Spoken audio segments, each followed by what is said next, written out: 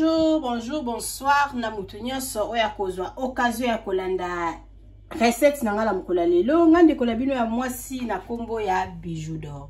Lelo mama Bijou d'Or na memeli bino kaka makoso ya pepe soupe. Makoso to liaka ngota msusu na ane moko na kolia ngota msusu 3 fois. Donc to koma ko éviter yango mingi pona mafuta. Babiloka ba mafuta mingi na nzoto eza malamu te. Mama Bijou aliaka makoso ye moko na ndako mubimba baliaka makoso te, mais soki na yoki posa pourquoi pas. Tozali na makoso na biso to sukoli yango bien to tiango na mai.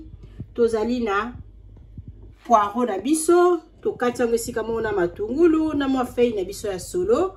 Awa toza na tomate na biso, toza na mungwa na biso. Ba épice mama Bijou akotia yango na muscade kozanga te, pourquoi pas ail ezali. Soki poza na ail ambuma okoki pe ko mixer yango, ça dérange pas.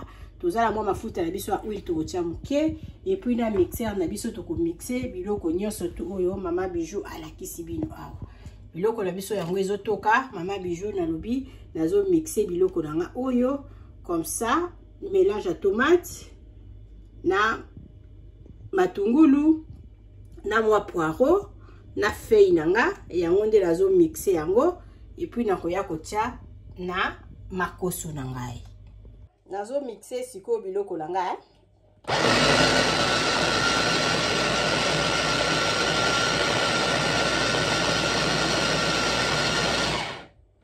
na mixer yango. Tomate na somba ki ba tomate o ezalaka il faut kolamba ka ko préférer kolamba mingi biloko na ba plastique ou bien ba libaya ndeza malamu mingi pona santé. Tomate na ngeza ba tomate o ezala déjà basi banika ezo déranger nango ngai te. Nazo sopa nazo zo monda ba tomate te mala ebisi bino ezali makoso bouyo na otia tomate mingi te. Na otia na kaka mwa tomate muke. Otia na tomate muke kaka. Biloko nanga na uti konika yango yo.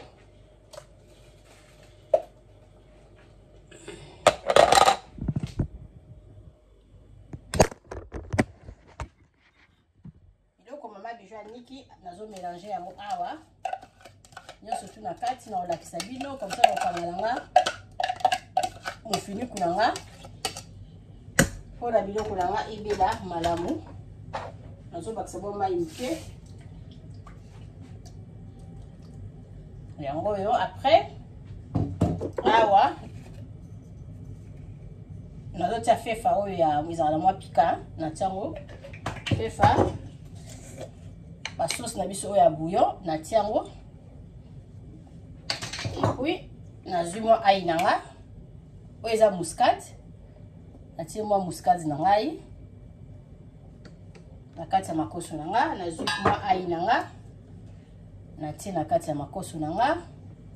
Na ozwa mwa mungwa na otia kaka muke mungwa nanga yango yo. Na tia kaka mwa mungwa muke. Nazwi tellement makoso abibisa mafuta, na otia kaka mwa mafuta muke na kati ya makoso nanga. Sikoyo mama Bijou nazo lakisa bino na kati na okanga nzungu nanga so na moni makoso elembi mwa muke na koya kolakisa bino. Lelo tozoliaka na oliaka makoso apamba boye. Comme pour golia on a pomme de terre, comme pour golia on a kwanga, comme pour golia on a mapa, na loso na fufu oyo surtout ka okolinga okolia. Donc mama Bijou tellement la saleli ba na pizza na lobité ba hermo banzali yaka, pourquoi pas na sala mwa makoso na ngai.